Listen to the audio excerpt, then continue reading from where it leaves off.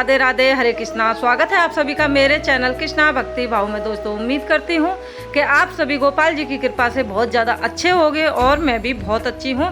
तो मेरी तरफ से सभी को एक बार राधे राधे, जय श्री राधे। तो दोस्तों आज की जो वीडियो में हम बात करेंगे वो करेंगे शरद पूर्णिमा से रिलेटेड, यानी कि शरद पूर्णिमा को लेकर। जैसे कि आप सभी को पता है कल शरद पूर्णिमा है और 9 तारीख की है। जिनको नहीं पता है उनके लिए मैं बता रही हूँ, 9 तारीख की है शरद पूर्णिमा।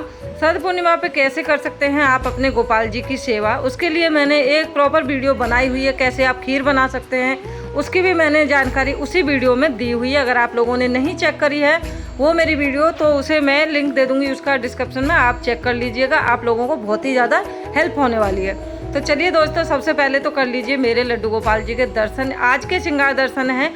जैसे कि आप सभी को पता है मौसम में आ गया है बदलाव, बारिश हो रही है लगातार 3-4 दिन से, तो मौसम थोड़ा सा ठंडा हो गया। तो मैंने अपने लड्डू गोपाल जी की सेवा में तो खैर पहले से ही बदलाव कर लिया था, लेकिन आज से मैंने थोड़ा सा और बदलाव कर दिया है। आज मैंने लड्डू गोपाल जी को पहनाए हैं धोती कुर्ता, ताकि मेरे लड्डू गोपाल जी को ठंडा लगे।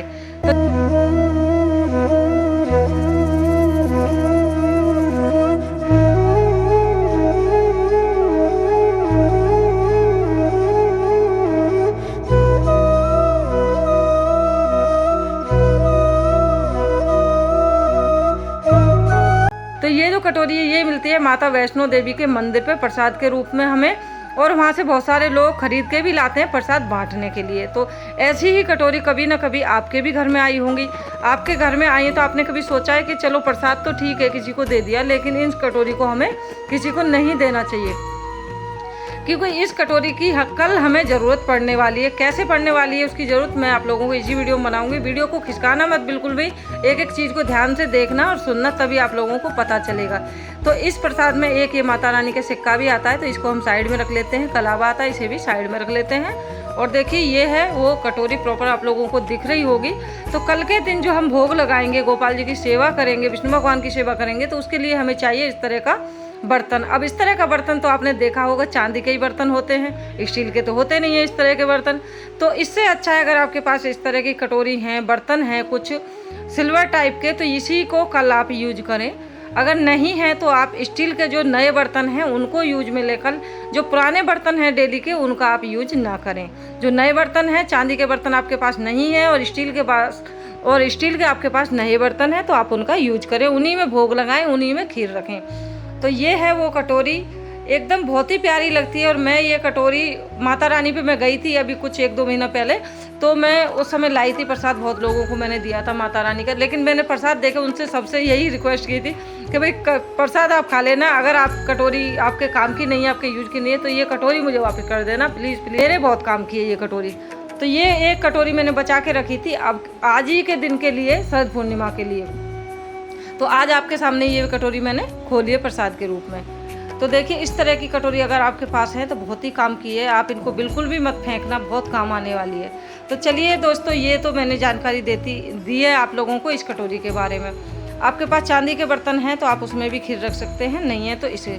अब मैं तो दोस्तों कल के दिन गोपाल जी को तो हम स्नान कराएंगे, साथ में हम जो स्नान करेंगे वो किस तरीके का होना चाहिए। पूर्णिमासी है तो आप घर पे ही गंगा स्नान किस तरीके से कर सकते हैं मैं आप लोगों को बताती हूँ।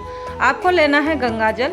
गंगा जल लेने के बाद चाहे आप एक कटोरी लें, जितना भी आपके पास हो गंगा जल, एक कटोरी लें चाहे एक चम्मच लें, वो आपके ऊपर है।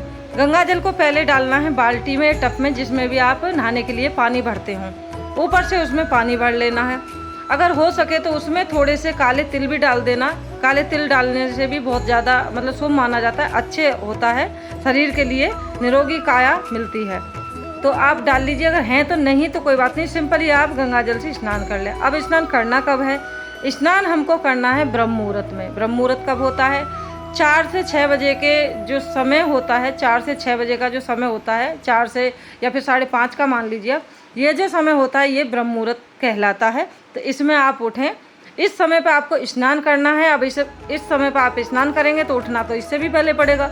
तो आप कहने का मतलब है आप हो सके तो कल के दिन 4 बजे से पहले ही उठ जाना और अपना गंगा स्नान घर पे ही कर लेना। जितना एक गंगा नहाने से पुण्य की प्राप्ति होती है ना, वही पुण्य की प्राप्ति आपको घर बैठे हो सकती है। इतनी खास होती है ये शरद पूर्णिमा। तो ये थी स्नान के बारे में जानकारी। आप लोगों को यहाँ पे एक चीज़ दिखाना चाहूँगी जो मैंने अपने मंदिर में लगाई है, और ये जो चीज़ है ये मैंने अपने खुद हाथों से बनाई है अपने मंदिर के लिए।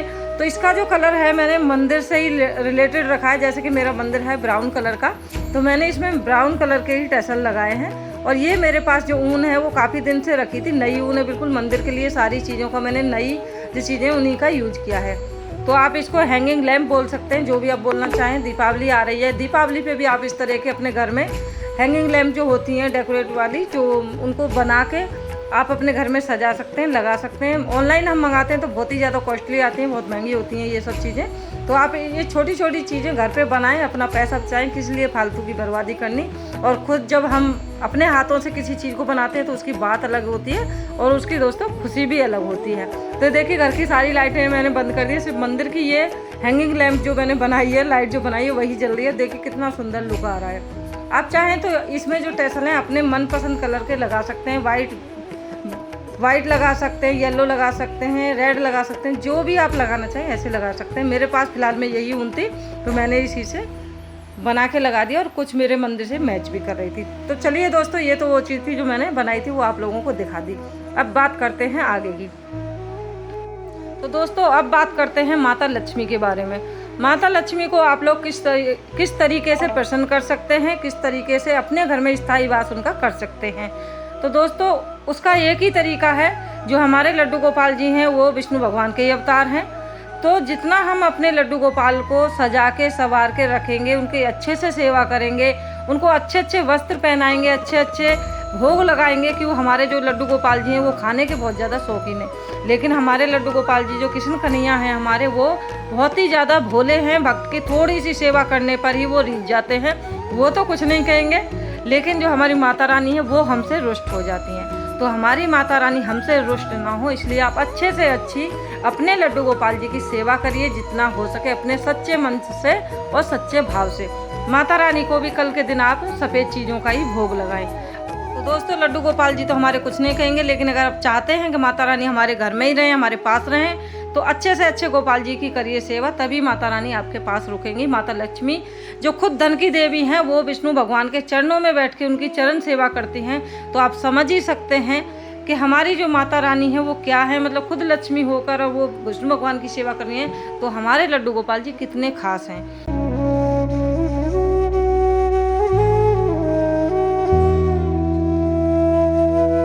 तो दोस्तों कल का दिन जो है वो इतना ज़्यादा खास है कि कल के दिन बांके बिहारी जी का जो मंदिर है, उसमें जो बांके बिहारी जी की जो प्रतिमा है, उनको भगवान को हमारे को वाइट कलर की पोशाक पहनाई जाएगी। पूरा मंदिर वाइट कलर के फूलों से या गुब्बारों से सजाया जाएगा।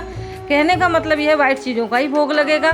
और जितने भी वृंदावन में मंदिर हैं, 5000 से ज़्यादा मंदिर हैं खाली वृंदावन में ही, और जितनी भी उनमें मूर्तियां हैं स्थापित, उन सभी को भी कल के दिन वाइट कलर की ही ड्रेस पहनाई जाएगी, यानी कि वाइट कलर की पोशाक धारण कराई जाएगी और वाइट कलर का ही भोग लगेगा।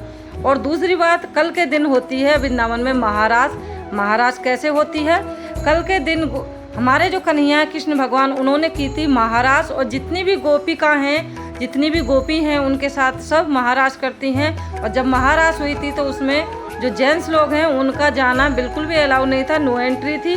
तो जो हमारे महादेव हैं, जो हमारे भोले बाबा हैं, वो भी उस रास को देखने के लिए, उनका मन किया उस रास को देखने के लिए, तो वो जब वहाँ पे गए तो वो भी गोपी रूप धारण करके गए थे, यानी कि गोपिका बन के गए थे। तो उनका वहाँ पे मंदिर है जिसमें पूजा आज भी मतलब गोपेश्वर महादेव के नाम से प्रसिद्ध है। वृंदावन में मंदिर है वो, आप लोग अगर कभी जाएं तो वहाँ पे दर्शन जरूर करके आना। गोपेश्वर महादेव जो हैं, उनका जो सुबह का जो श्रृंगार होता है वो होता है महादेव का, यानी कि जल चढ़ाया जाता है उनको, और शाम का जो श्रृंगार होता है तो उनका शाम का श्रृंगार होता है गोपी श्रृंगार, तो इसीलिए उनका नाम है गोपेश्वर महादेव। तो दोस्तों जितनी मुझे जानकारी थी, जितनी मुझे छोटी मोटी जितनी भी नॉलेज है, वो मैं आप लोगों के साथ शेयर कर रही हूँ। कौन कौन मेरी बात से सहमत है, किस किस को मेरी जानकारी अच्छी लगती है, कमेंट करके ज़रूर बताइएगा। जय श्री राधे ज़रूर लिखिएगा। और जितनी मुझे जानकारी मैं आप लोगों को देती रहूँगी, बिल्कुल साधारण सिंपल तरीके से सच्चे भाव से गोपाल जी की सेवा करिए, तभी माता रानी आपके घर में रुकेंगी।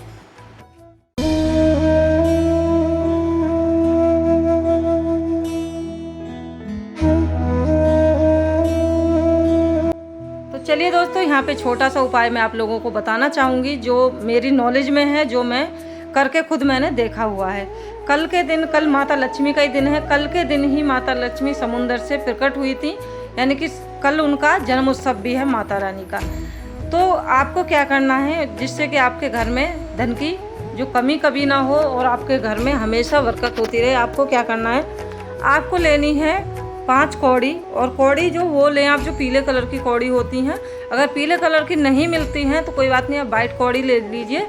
वाइट कौड़ी पे आप पीला चंदन लगा के उनको पीला बना सकते हैं। तो आपको क्या करना है, 5 आपने कौड़ी ली, पीला चंदन लगा लिया। अगर वाइट कलर की आपका पीली है तो बहुत अच्छी, कोई बात नहीं। उनको दीप धूप दिखा के और उनको क्या करना है, लाल कपड़ा ले लेना है आपको। लाल कपड़ा कैसा ही भी हो, रेशम का हो, कॉटन का, जैसा मर्जी है हो, लाल कपड़ा हो, उसमें आपको वो बांध देनी है। शाम के समय ये उपाय करना है आप लोगों को। तो उनको बांधने के बाद जहाँ पे आप अपना धन रखते हैं, तिजोरी हो या जो भी हो, अलमारी हो, जहाँ पे भी आप रखते हैं, उस पोटली को बांध के आप वहाँ पे रख दें। आपके घर में कभी धन की कमी नहीं होगी। माता लक्ष्मी आपके घर में हमेशा हमेशा के लिए विराजमान हो जाएंगी भगवान विष्णु के साथ। तो दोस्तों, ये छोटे छोटे उपाय आप करके देखिएगा, जो बिल्कुल साधारण सिंपल तरीके से, सरल तरीके से हैं, वो मैं आप लोगों को बता रही हूँ। जो मैंने खुद अपने जीवन में अपनाए हैं वही आप लोगों को बता रही हूँ। ऐसा इंसान कुछ ना बताए किसी को भी जो उसने खुद ना किया हो। खुद अनुभव अगर आपने कुछ किया है तो उस जानकारी को आप ज़रूर शेयर करिए। हो सकता है आपके एक शेयर करने से दूसरे के काम बन जाए, दूसरों का भी दिन सुधर जाए, उनके भी हालात सुधर जाएं। तो ऐसी जानकारी आप ज़रूर शेयर करें। आप में से अगर किसी के पास भी ऐसी जानकारी है तो आप लोग भी मुझे बता सकते हैं। तो दोस्तों, उम्मीद करती हूँ यह जानकारी आप लोगों को ज़रूर पसंद आई होगी। अगर ये वीडियो आपके काम की है, आप लोगों को पसंद आई है, तो वीडियो को कर देना लाइक, चैनल को कर लेना सब्सक्राइब, जितना हो सके मेरी वीडियो को कर देना शेयर, ताकि और लोग भी लड्डू गोपाल जी की कृपा से ये उपाय कर पाएँ और अपने घर को धन धान्य से भर पाएँ।